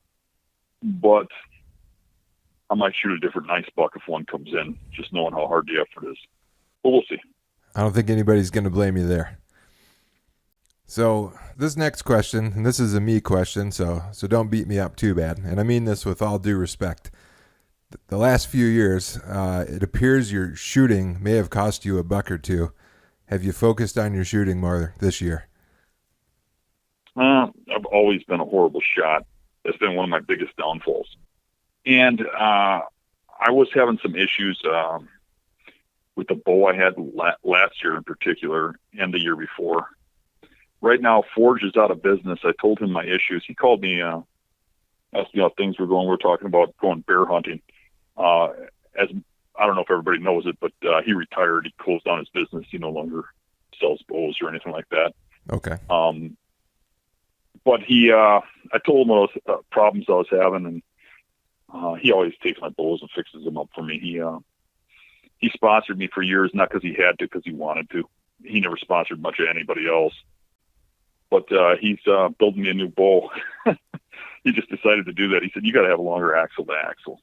So he called me up last weekend, said he has something he wants me to come try. So I'm going to go try it. I need something a little longer axle to axle, a little more forgiving. My last bow before the one I had from him, when I'd shoot that bow, it was like an extension of my arms. And I'd pull the bow back. I'd be aimed at what I'm shooting. It was just, I was in sync. There's just something I wasn't in sync with this bow. Like, I could shoot just fine, but it wasn't that in sync feeling. If anything was a little off or you're tweaked a little bit, my shooting would be affected. Sure, if you're standing up shooting at a target, I would hit the bullseye every time. But there's something about just being in a different position or, something with me. So I'm trying to tweak that, and I got a lot of shooting to do because the season's going to open soon. But, yeah, I do have a problem with my shooting. I've never been a good shot. I don't see very well, and I see my vision problems are getting worse and worse with age, and I'm starting to see it affect my shooting. I'm having a hard time seeing the pins and stuff. Having a hard time reading and stuff now. Age sucks, man. Yeah, I wear glasses, and things are definitely getting blurrier for me too. So I can relate. Yeah, I wasn't trying to pick on you there. I just curious. No, I get that. That's on the back of my mind too. That's an issue I have, and I mean, you got to look at it like this too. And again, this is probably getting me beat up, and I don't really care what people think, if they're that opinionated. But when you look at people, there are people who really focus on their shooting. They become great shots. They can split arrows. They can shoot out to 60 yards and hit targets. I'm not that guy. They love their bows. They love their shooting. They love all that. That's not me. I have to push myself to go practice and stuff. Because if I have time, what do I want to do? I want to go out in the woods and I want to learn the deer. I want to, you know what I mean? Yep. So I got to make myself practice. So there's two different kinds of guys. I'm just all about scouting and getting on the deer. So I'm getting on deer constantly. And then my shooting things are causing me to blow a few opportunities. But on the other hand, I used to hunt with a guy who was a professional archer. That guy could drop an arrow in a dime at 50 yards, no problem. If he got his rangefinder and range find it, he could hit a 100-yard target right on. I couldn't. But you put that guy in a tree, he couldn't hit a hay bale if you put an antler rack on it. He wounded deer every time out, and I could never understand that because he was such a good shot. But some people are into their shooting, some people are into their scouting and stuff. I have to force myself to be better, and I have to work on my shooting, and I understand that. I probably should go out and get a rangefinder so I can shoot a little further. I've always limited my shooting to like 20 or 30 yards, 30 kind of the max. But every now and then I try to push that out a little further. I know the rangefinder's definitely saved me a few times. I know it's one more gadget to carry in the woods, and you're not a big gadget guy, but boy, that one seems like it's worth the wait there. Yeah. Well, to close things out here, I kind of want to talk about what you think your legacy is or what it's going to be. And this whole segment, I got 5 or 6 questions here, will kind of be focused on that because just my opinion, but you are one of the most well-respected and recognized names in bow hunting right now. And I think that's because you are such a giving and positive person, a positive influence. You haven't sold out to sponsors and nothing against people that are getting sponsors, right? Like we talked about earlier, people got to pay bills and all that stuff. But so this first question, this came in from the Hunting Beast thread about questions to ask Dan. I thought it was a good one. Have you killed your biggest buck in the past, or is it still to come? That's a good question. I would like to think it's still to come. I've had, over the years, opportunities at that once-in-a-lifetime buck several times, and I've never got it. Something's always happened, whether it was the bear bait buck or it was a giant 200-inch typical in Iowa, or one of the other ones. I've hunted some incredible bucks that for whatever reason, those are the ones I didn't get. I'd still like to get one of those just absolute, monsters. Sure. But, really, it doesn't matter as long as I'm in the game and chasing them. I've come to realize that that's really what I'm looking for. Every deer I've ever killed, every accomplishment I've ever made has been something I've really, really wanted. And when I've got it, it isn't good enough. I'm after the next goal. So I don't think it matters if I shoot that buck or I don't. I'm still after the next one. You know what I mean? Yeah, even if you got the 200 incher, you'd be after the 160 or whatever was around next year. Right, but I don't know. I'd like to think that I'm going to kill a bigger buck yet, bigger than I've killed so far. And I think a lot of people would believe that could definitely happen. Yeah, and I think the bucks are getting bigger too. What a lot of people don't realize is when I killed the majority of the big bucks that I've killed, there wasn't times like today when there's giants all over the place. You get into the Midwest, and it really is. I mean, when I was a kid, they were spread out and far apart, but I was killing them because of drive and sheer drive and determination. And you lose a little of that with age. And believe me, I'm noticing what your guy writing this question is asking. I'm noticing in myself that, as I'm going longer and further apart, I'm killing these giants, and the drive is slipping away a little bit. The age is creeping in, and it's getting harder and harder every year. And I get to the season, I start thinking I can do things that I used to do 30 years ago, and I try it once or twice, and I'm laying out in the swamp half dead, wondering how I'm going to get out of there, like the guy that was talking to me at the shop. Yeah. And reality sets in. But I do think I have a big advantage over the younger me, and I know a lot more now. So I got to work on what I learned from the years of my killing them by sheer determination, and putting what I learned from those years into play. And I think there's a giant in my future. Well, it sounds like you're on to some good ones this year, so hopefully this year will be the year. Yeah. The next question I want to ask is, what do you want your legacy to be as both as a deer hunter and kind of a public figure representative of deer hunting? What do you want it to be? Can you say that again? Yeah, what do you want your legacy to be as a deer hunter or public figure? My legacy, I would like to be known for, helping a lot of young people become better hunters. That's about it. That's really, really all I'm looking for. Now, I know this is a hard question to answer, but do you think it will be any different than what you want? And if so, why? Yeah, I think if I die, people forget about me pretty quick, and I don't think it really matters.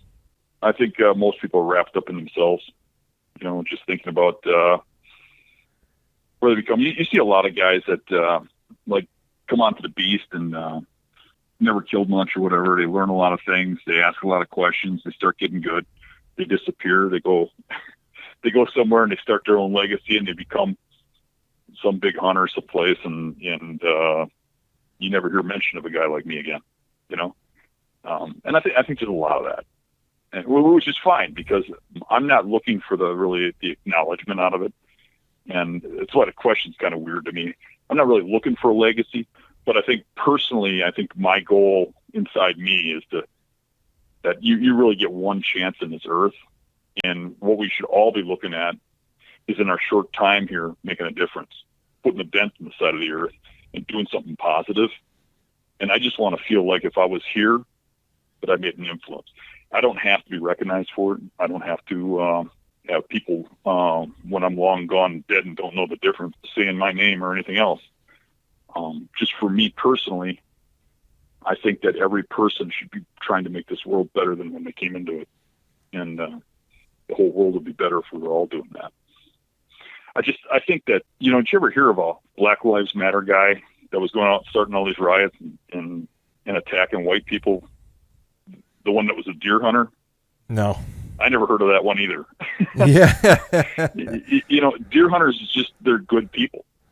If you raise your kids up hunting, they're better people. You learn about life and death. You learn about God. I mean, how can you sit in the tree stand and look at nature and look at how everything works together?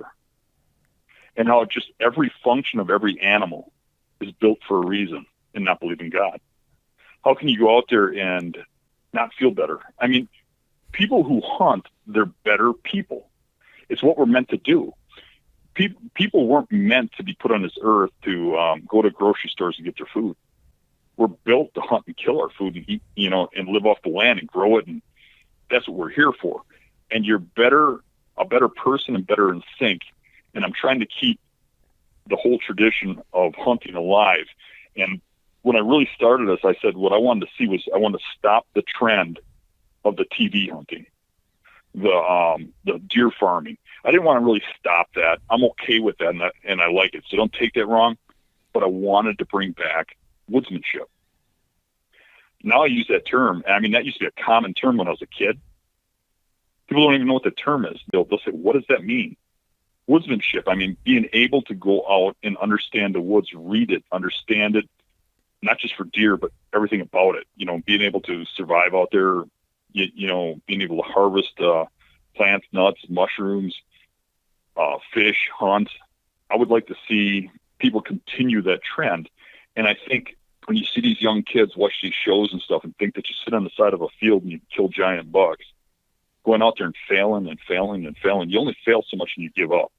And what I want to do is I want to give those kids a hope so that they can live on after I'm gone and give other kids hope. And I want to keep that growing as hunting going on. And I think I've kind of succeeded. I think I see a trend coming back with public land hunting, with mobile hunting, with all the things I've been preaching for years that were really kind of forgotten about, now are really coming back. And, obviously that ain't all me, but I think I'm helping a lot of other people help other people. And I think I've made a difference. At least I like to, in my mind, believe I've made a difference. No, I would agree 100%. You're seeing the trickle down through a lot of other platforms and shows and people that are out there right now that have been inspired by you or have acknowledged and given you credit for inspiration. So I would agree with that. And the things you said about making the world a better place and, having a positive impact, I can't overstate how much I agree with that or how important I think that is too, is, make the difference. Again, going back, be the change you want to see. I think that's super important. So a lot of good insights there, just food for thought. People, as sportsmen too, especially to be good people and good representatives for the sport and keep it growing and try to avoid those divisions and that petty stuff that sometimes shows up on not the forum so much, but out there in the broader world, the Facebook and stuff. That's not doing anybody in the outdoors any favors. So I appreciate that. And so 2 more questions here, Dan. We'll wrap it up. And I want to thank you right now for your time too. Definitely appreciate you coming on. This is my whole 3rd episode here. So thanks for giving a new guy a chance. Appreciate that.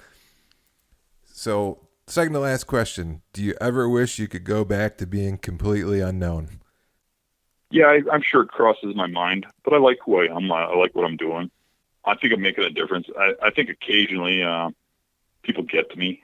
A minute ago, you were mentioning, like the haters online and stuff. And I mean, really, you hear a lot of negative comments. You hear people say awful things about you. And, it gets to you. Like, all you want to do is help people. And then people just for no reason go out and attack you. And it's hard for me to fathom hunters being like that, and when you hear enough of that crap, after a while, you start getting in your mind that everybody's like that, but just about the time you think that, you get some message from somebody out there telling you how much you've done to help them, and tell you about the buck they got because you helped them. And then you come back to reality and think, well, I'm helping a lot more people than that. The trouble with it, with human nature, is you only hear the negative, you don't hear the positives. Sure, it's just like the big bucks that get away, right? Those stick with you, and then the ones on the wall you kind of forget about. Right, exactly. And last question, what do you imagine hunting will be like in 20 years, or what do you hope it's like in 20 years? Well, I hope we still have some public land to hunt on, number one. I hope the conservatives stay in office so that this whole world doesn't go upside down. Not that I want to say anything about politics. It's just that hunting-wise, I think we need that. But I would really hope that this public land trend, this mobile trend, this people growing as hunters. The other trend I see with some of these new young people trying to eat healthier and live off of wild game. I hope those trends keep moving forward. I hope more and more people keep making platforms, kind of like yourself, where you're helping people grow. There's really been a trend to that lately, and there's, kind of a newfound thing with these podcasts, with people being able to easily put up web pages or Facebook pages and stuff. And I think just a lot of people helping. What I'd like to see, though, different, is I would like to see a trend of people policing the negativism that we were just talking about a minute ago. I'd like to see more people call out the people who are negative and just stop them in their tracks. That's one of the things that's been great about the forum me and you share, the Hunting Beast, is that we will not allow any of that negativism. Even if we like a guy, if you're going to be an ass, you're gone. That's all there is to it. And it has to be that way, or that young kid who's shy ain't going to be able to ask a question. He's going to get beat up and made fun of by the answer. And you can't see that on Facebook. A guy just puts a post up on should I use this for scent control? And you just see guys bashing them, guys making fun of them, and you just, why can't people just be nice, Yeah, yep. And you're not doing that guy any favors. If you're trying to help out your fellow sportsmen, then take the time to answer or don't say anything. Yeah. Well, any last words, Dan? No, I just want to say that you're doing a good job with your podcast. It's pretty cool. I thought you asked some good questions, and I thought we had some good conversation here. This is pretty cool. Hey, I appreciate you coming on again, and always a pleasure to speak with you. I want to say, in closing, So pre-hunting beast, and I don't want to talk about myself at all here until the very end, but I joined the hunting beast in 2013, and I'd killed a few bucks with my bow, and from Michigan, 100-inch buck. Since the hunting beast, I think I've killed a buck almost every year, and I've killed 2 Pope and Youngs. The first one was in southern Ohio in hill country, and knew absolutely nothing prior to the hunting beast about how to hunt hills. And my friend down there had actually hunted this property for like 8 years and was always telling me, got all these bucks on camera, and he hunted the low lands with bait. So you can guess what happened there. So the first day we were there, I scouted around and found an area. By noon that day, I had seen a shooter buck. And the following morning at daylight, I shot my first Pope and Young, 100% attributed to the hunting beast. What I learned on hill country, what I learned about reading fresh sign. And last year I killed my second one. And again, 100% attributed to the hunting beast and all the lessons I've learned on there. So you are making a difference. And I can say personally, sincerely appreciate it. Keep fighting the good fight, Dan. That's awesome. Thank you. All right. We'll catch you later. And thanks again. All right. Bye. Bye.